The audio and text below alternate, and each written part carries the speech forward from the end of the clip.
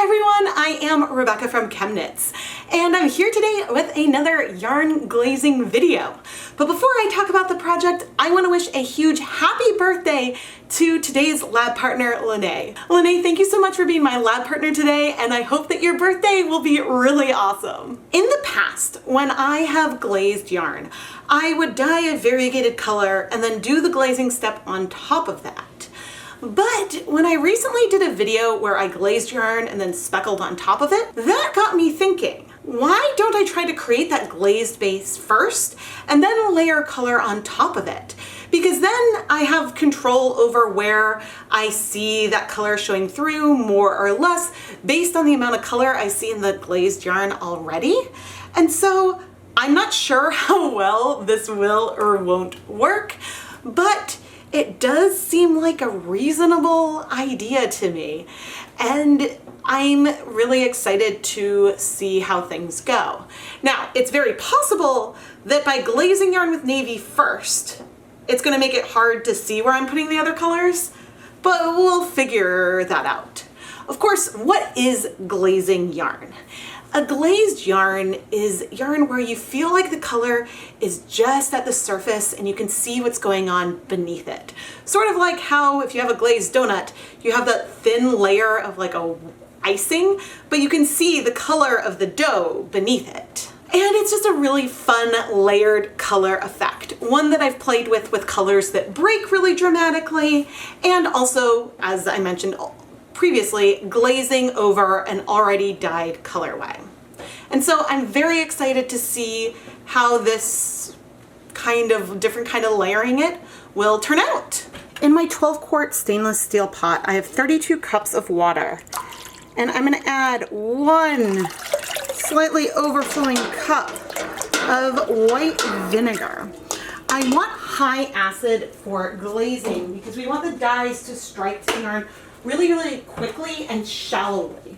We want it to strike as soon as it hits the yarn without penetrating really far beneath the surface. The dye bath is still completely cold, but to it I am going to add 0.8 grams of dark navy acid dye. I found that the navy dye glazes in a stunning way, and so this is a color that I keep coming back to over and over again. And now I am stirring it to make sure the dye is really well mixed in the dye bath so we can now add our pre-soaked yarn. Today we're going to dye 300 grams of Knit Picks Swish DK. This yarn is 100% superwash merino, and if you'd like to learn more about it and support the channel at the same time, you can find some affiliate links down in the video description. I pre-soaked the yarn for about an hour in just some plain tap water. As I prepare to add our 300 grams of yarn, I realized that the amount of water in the yarn for the original soak could make a difference with the glaze as well because of how much color it sort of soaks up. But I'm adding the yarn to the dye bath, moving it a little bit, and now I'm going to stop. I'm going to stop and turn on the heat to start heating things up. And so at this point, I don't want to move it anymore because I don't want to force color to go into the yarn before we need to. This is the exact kind of setup that I used recently to glaze yarn with navy and then speckle on it. So this should work. The one thing I don't know and haven't controlled for is the amount of liquid I still have in the yarn when I add it to the dye bath. So fingers crossed that this will work. Otherwise we'll be overdyeing navy yarn. So fingers crossed, Lene. But anyway, it's gonna take a while for the pan to heat up. So I'm gonna wait 20 to 30 minutes and we'll check back in to see how we're doing heat-wise. It has been 30 minutes and I'm always like, am I nervous? Am I nervous? How glazed are we feeling? I feel okay moving it at this point. I do see glaze. Oh good, I do see glaze, and the color has almost completely cleared.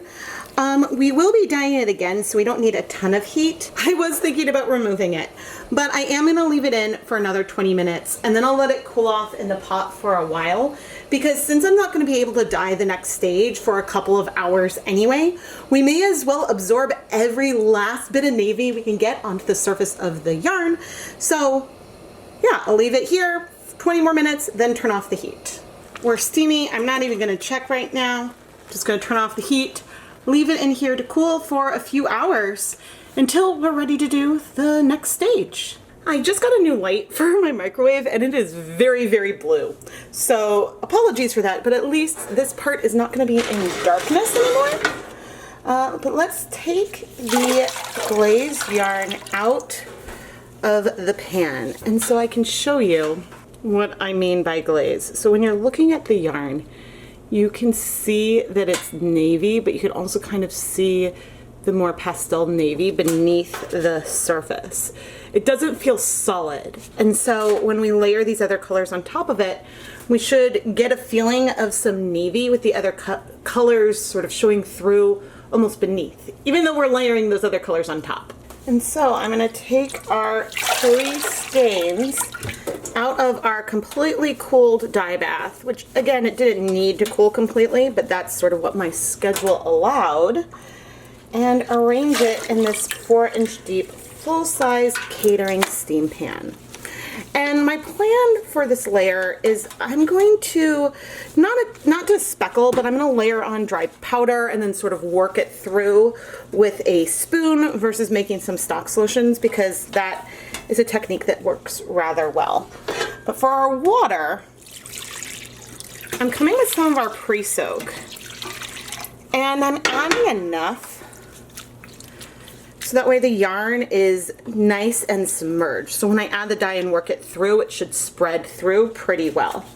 But I do want to show you our dye bath is completely clear. But anyway, now I'm going to turn on the heat to heat this up so we can start dyeing. I also have a skein of yarn that I soaked in vinegar. This is another skein of Knit Picks Swish DK, and I'm going to keep this just off camera to wipe my gloved fingertips onto as we are dyeing our yarn, if we need it. And as for our dyes, today we're going to play with Bright Aqua and Spearmint Breeze, which will both pair beautifully with the navy and add some brightness to something that is already pretty deep. Since we are now working with dry dye powder, I am wearing my respirator mask, safety glasses, and of course my gloves. But I'm going to come in, oh my goodness, it's going to be hard to see. Here I am adding the Bright Aqua, kind of heavy, in I think 2 regions is my plan. I mean, I can kind of see it, but it makes it hard to know how good my placement is, starting with this color second.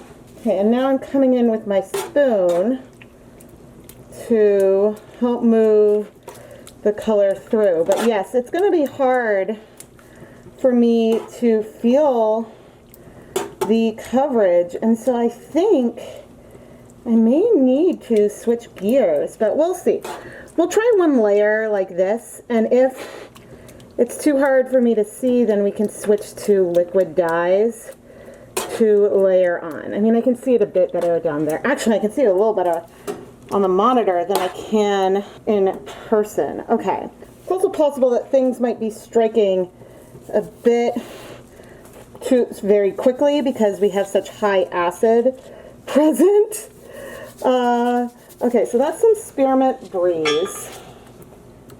Let me move it a little bit faster than I did with the Aqua. Okay. So maybe moving things around a little bit faster is the way to go. Way to go. You can always tell when I am not talking very much that I am thinking quite a bit about the process and how things are going. Normally, I stop to wipe my gloves before moving colors around. I'll come in with some more of the Bright Aqua. Yeah, this is just something to think about as I'm planning. Yeah, because the goal here is less speckles and more to move these colors through. Who knows if this will still feel glazed in the end or what. But we certainly are trying.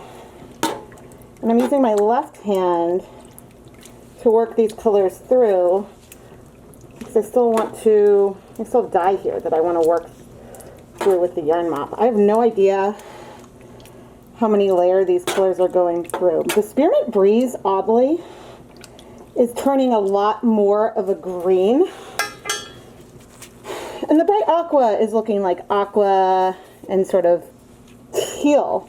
But I'm also dealing with, normally the light in my kitchen is fairly yellow, and today the light all around is definitely bluer because of that new light I mentioned. Now again, there's many applications where it could be easier to dissolve the powder in liquid first, but I figured we'll start this first side, give this, let's say, 5 minutes to set, and then we can decide how we may want to proceed differently once we flip the yarn. I don't remember how long I said, but I'm gonna wait 10 minutes before we flip the yarn. I will say, I like how this color is going. It is very pretty. It is definitely not penetrating as far as maybe I thought it could. And I think that since these are ultimately lighter and brighter colors, it's a little bit hard to see. So I do think that I'm going to need to change my tactics a little bit to get the kind of coverage that I would like. And that means swapping to liquid dyes. No, I changed my mind again. I'm gonna see this through because I want to see what the finished yarn is gonna look like and the light and deep patches. But I do think if I was to glaze first and then do a variegated color after, doing liquid dyes would be easier. But let's see this through. I decided to start by adding 1 liter of plain tap water to increase the volume of water we have in here, which would also help us spread the colors through a little bit more. Then, with my mask on, of course, I sprinkled on the Spearmint Breeze and Bright Aqua using a spoon to help work it through the yarn, letting the yarn sit 10 minutes before flipping and adding more color. I am now satisfied with the coverage, and we may have some places with less of these more bright colors under the navy and places with more. I'm just really excited to see what it looks like dry. But I do want to let things heat for 30 minutes from the last time I added dye, so I'll be back in 30 minutes. And as for our yarn mop, we got lots of color on there. I'm gonna steam set this for 30 minutes as well. The 30 minutes are up. Let's peek and see. There's a little bit of color in there, but I think most of it is probably in our yarn. Yeah, I'd say there's a bit of green, but I'm gonna go ahead and remove the yarn. We have a lot of acid in there, and we may just have some other dye to rinse out. But so I'm gonna set this aside. And ooh, the colors. I still see the navy glaze on a section as I set it down. Oh, this is so pretty. I am so excited, Lene.